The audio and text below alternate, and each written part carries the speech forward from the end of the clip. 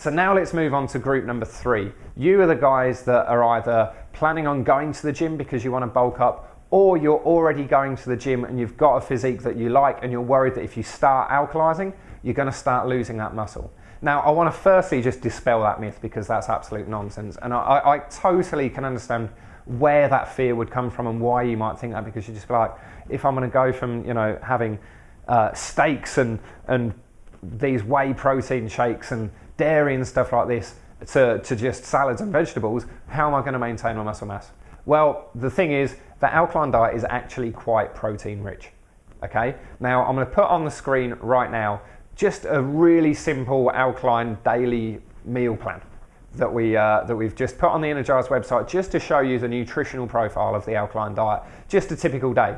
You'll see from this that even this, and this, where I'm going to take you guys in group 3 is way beyond this, but even this, which is a normal everyday group 2 kind of alkaline menu plan, 89 grams of protein in that nutritional profile. That's not meager, okay? Now, I'm not of the school of thought that to build muscle you need, you know, 2 grams of protein per kilo of body weight, or 3 grams I've even seen some places. You know, 200 grams of protein a day is quite a lot by anyone's standard, and some people go way beyond that.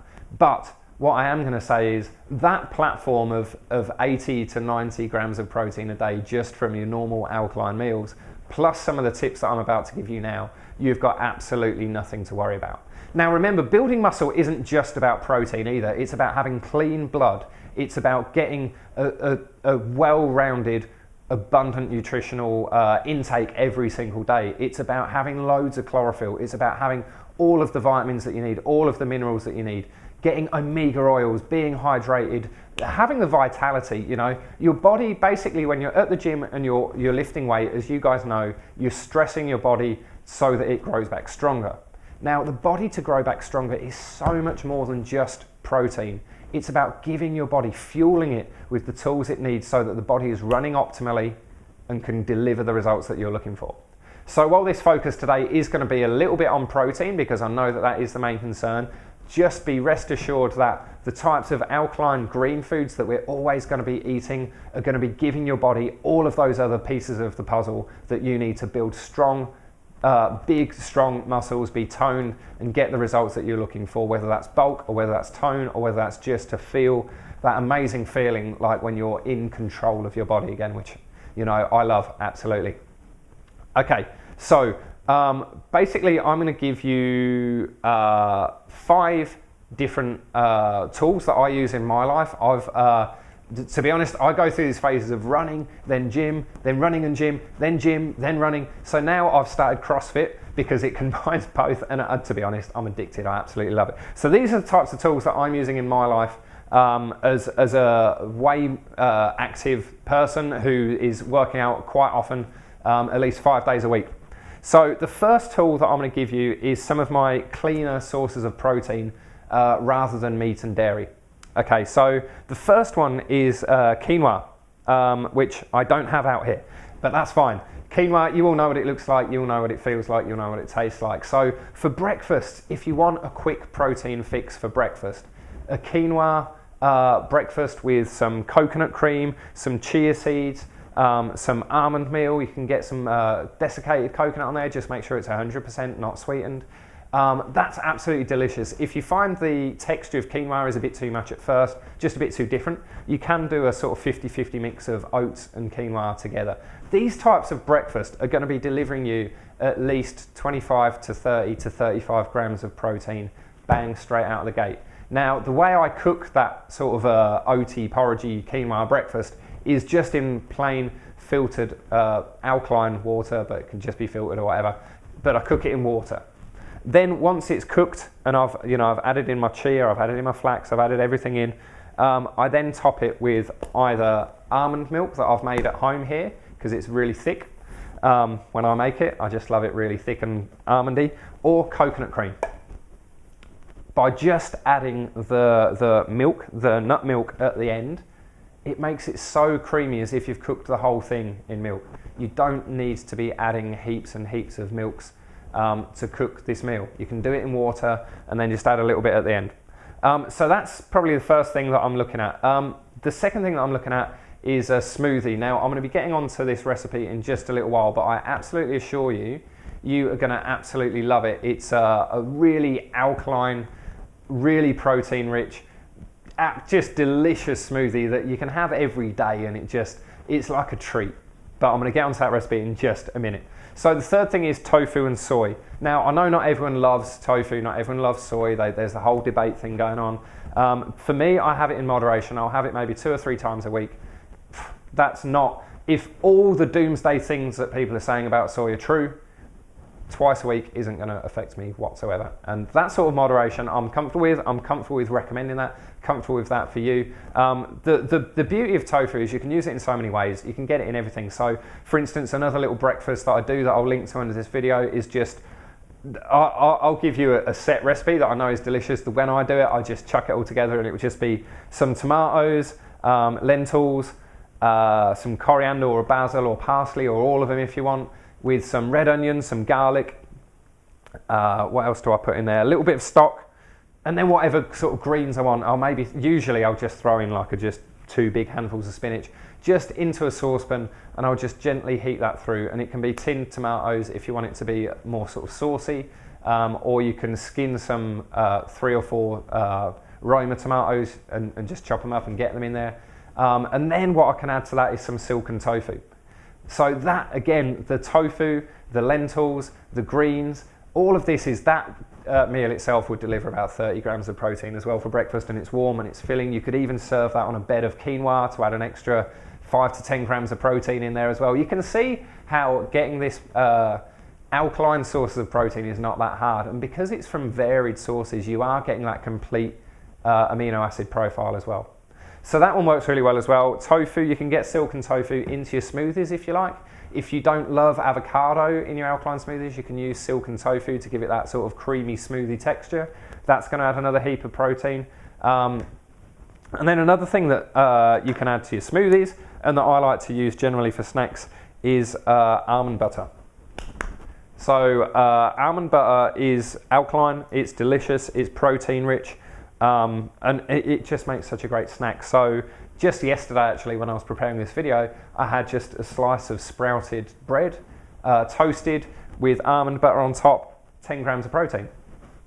I don't mean to sound like I'm protein crazy. I don't go around just measuring all the protein and everything, but this is a video about you getting alkaline sources of protein, so that's why I'm sort of mentioning everything. But almond butter, you can use that in your smoothies as well. It gives a really beautiful texture to your smoothies.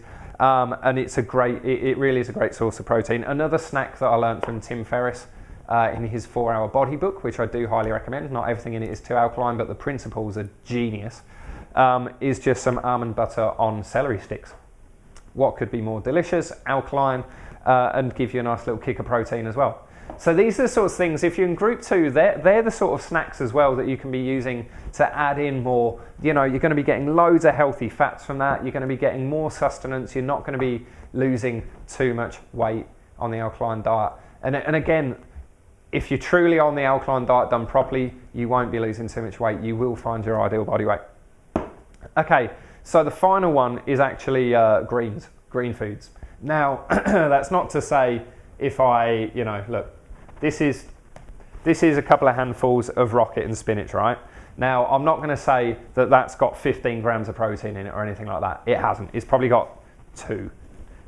So when I'm talking about greens being a source of protein, I'm not saying, forget about your protein shakes, just have a bowl of spinach instead. But what I am talking about is the fact that there's such an abundance of greens on the alkaline approach that the combination of all of those greens all through the day will provide you with another really good protein hit all combined together, and you're getting so many greens that it's fueling your body with. There's omega oils in greens as well, there's protein in greens, and there's obviously the masses of chlorophyll, antioxidants, phytonutrients, vitamins, alkaline minerals, the mineral salts, everything in those vegetables that you need to have a thriving body that's going to grow strong, flexible, and just vital, the way you want to be.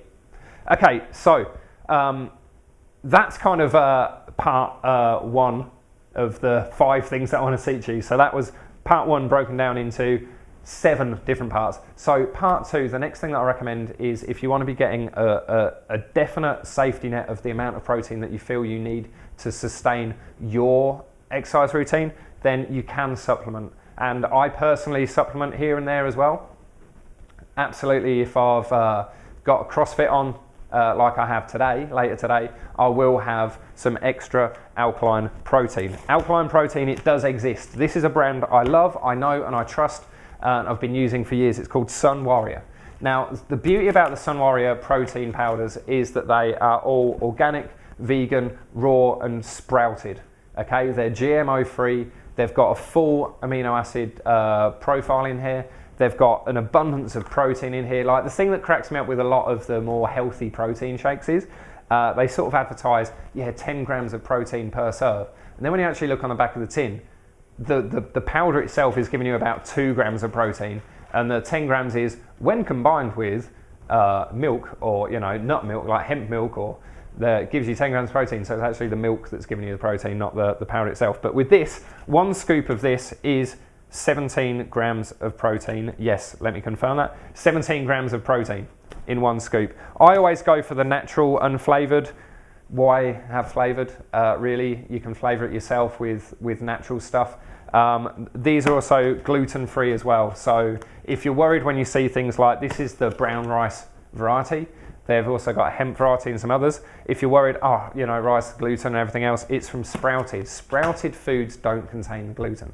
That's why wheatgrass is fine for people on a gluten-free diet, because it's sprouted. So just a scoop or 2 scoops of that in a day is 34 grams of protein in your day.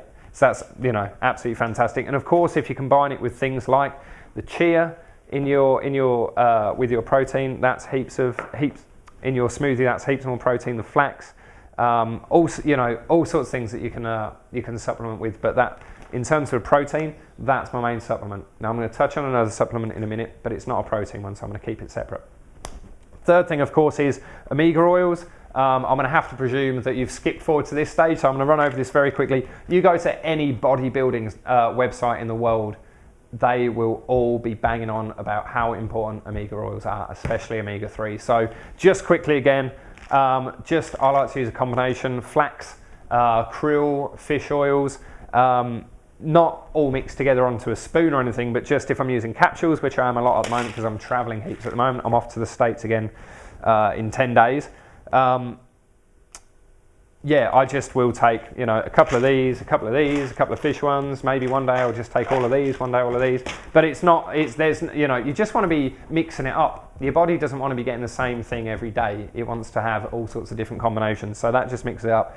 If you're going to be having oils out of the bottle, aim for 2 to 3 tablespoons a day, basically, is the rule of thumb. Now, if you want loads of hints on how to get heaps of omega oils into your diet, skip back up the video and watch the whole thing. You should have watched the first bit. Probably about 5 minutes in, I'm talking about that.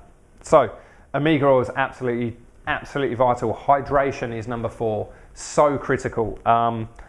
Again, go to any bodybuilding website, forum in the world. They're going to be saying about hydration, just how vital it is. In fact, I've got a whole written guide to this video underneath this video. If you want to scroll down and read some of the science about why hydration is so important for muscle growth, you can do that.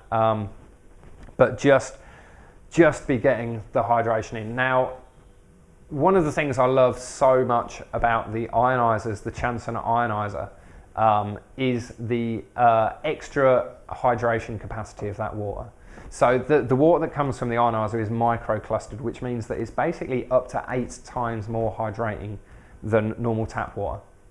The beauty of the ionized water is that it's also got strong antioxidant capacity. So when you drink it, it acts as an antioxidant in the body, fighting free radicals, helping regenerate cells, helping cleanse that blood, and all that stuff that's going to be really, really vital to helping build muscle.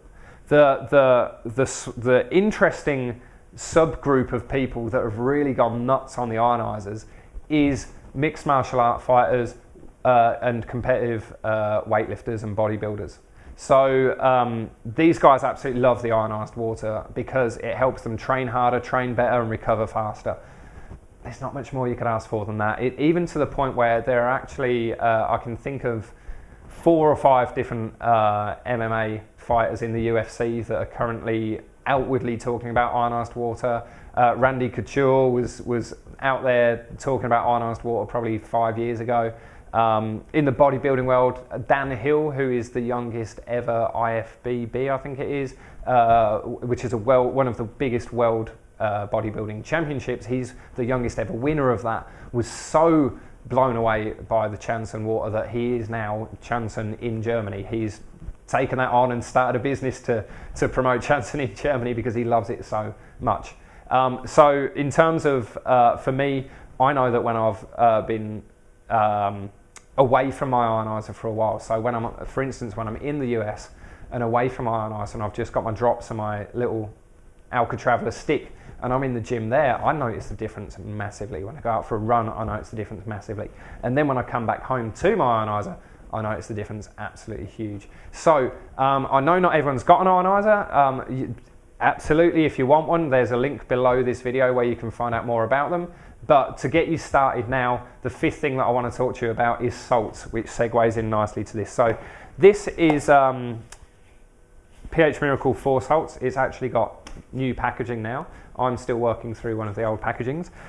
This is basically a combination of the 4 most alkaline mineral salts, so calcium, magnesium, potassium and sodium, all in bicarbonate form.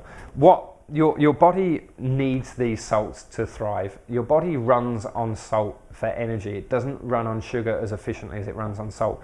These, if nothing else for you working out at the gym, are an amazing source of electrolytes. Again, the reports we have back from people about the salts when they start using these salts as part of their gym sessions is absolutely phenomenal. It just helps you recover so much faster, and I really recommend looking into these. So what I'm going to do now is I'm going to show you my alkaline protein smoothie. Now this is there's 2 versions. I'm going to show you 2 versions. Well, I'm going to actually make one and then I'm going to talk you through the other one. So the first one is my alkaline protein shake. So this is super simple and I'm just going to run through it really quickly with you now with my beautiful Vitamix, which I love so much. So it really is, and you can play with this as much as you like, it really is just a case of scoop of the Sun Warrior.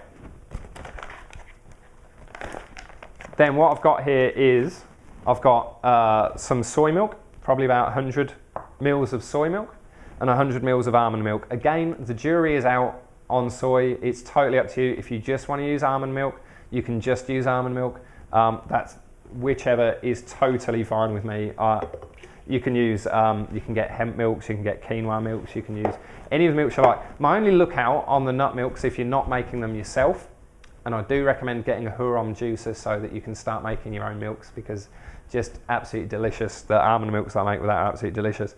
If you're buying nut milks, just look out that they're organic and natural. They don't contain a huge amount of sweeteners or sugars or flavorings. You saw the color of that soy milk when I poured it in there. It was actually slightly brown. That's the color soy milk should be. It shouldn't be as white as the almond milk. If it's white like that, it means the manufacturers used colorings and artificial stuff to make it look, basically to make it look more like cow's milk. Okay, so we've got our protein powder in there, we've got our milks in there. I always add some chia seeds. Chia is a great source of omega oils, a great source of protein, a great source of fiber. May as well just get all of that in there.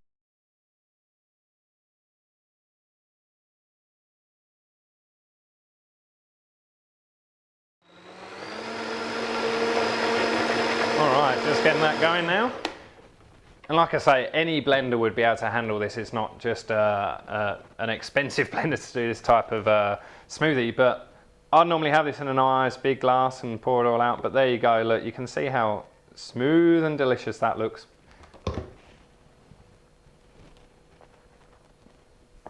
Absolutely fantastic. The nutty sort of, the nuttiness from the chia and the coconutiness from the coconut, the different nut milks that are in there, it just tastes so good. And it's something that you can have before or after your workout as a great protein shake or as a recovery shake, and it tastes good and it feels good.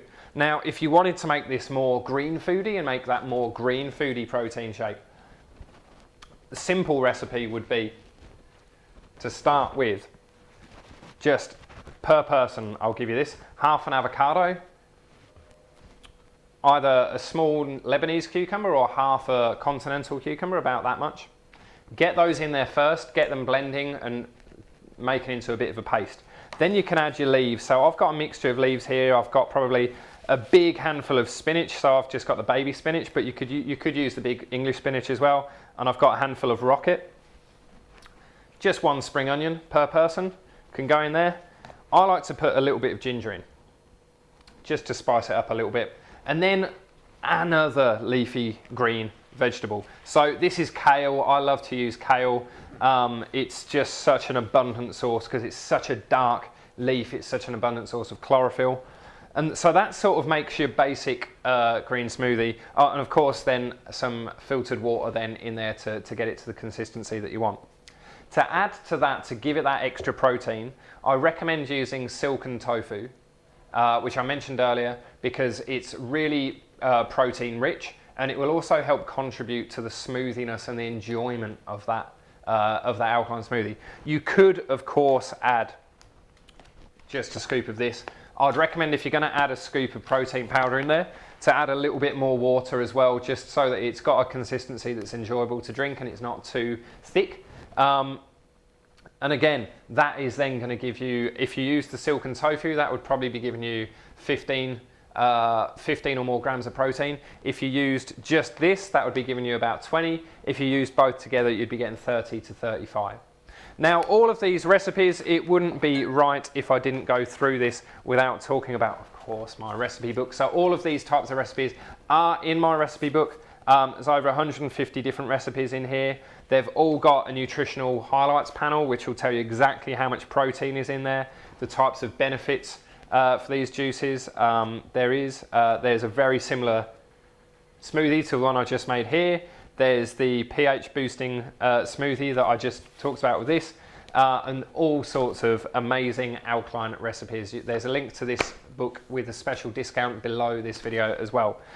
So that's everything for today. So to recap, we've talked about how to maintain your weight with the alkaline diet, and that really is all about not making the mistakes that people make who lose too much weight. And they don't lose too much weight because they're going alkaline, they lose too much weight because they're not doing it right. They're not being alkaline. And if you are underweight, that is as an acidic a symptom as being overweight. Next, we talked about the protein, the sources of protein, and the nutritional profile from the alkaline diet that you need to build muscle, gain mass, tone up, and get that strength that you're looking for from your exercise, workout, gym routine, whichever that may be. As I mentioned, the digestive system is so important to both. Cleansing is such a good way of getting that digestive system cleared. So look out for my guides in the next couple of weeks. I've got a whole cleanse course that I'm going to be releasing in a couple of months. But look out for my guides that are going to be coming out in a few weeks from now, probably the beginning of November. That's going to teach you all about how to cleanse and more of this fantastic stuff. I hope you've liked this video. I know it's run long, but I've kind of done 3 videos in one here. Just if you've enjoyed what I've taught you here, please, please, please hit the like button. Everyone loves to be liked. Hit the share button. Help me to spread the word, because there's people out there that need to know this stuff. So help me spread the word. Let's make the world a healthy, alkaline, revitalized, energized, vital place. So hit like, hit send, and leave me a comment. If you've got any questions at all, leave me a comment below this video and I'll get back to you as soon as I possibly can. I personally read every single comment that you guys leave me. It means the world to me. So stay alkaline, have a fantastic week, and I'll see you all on the next video.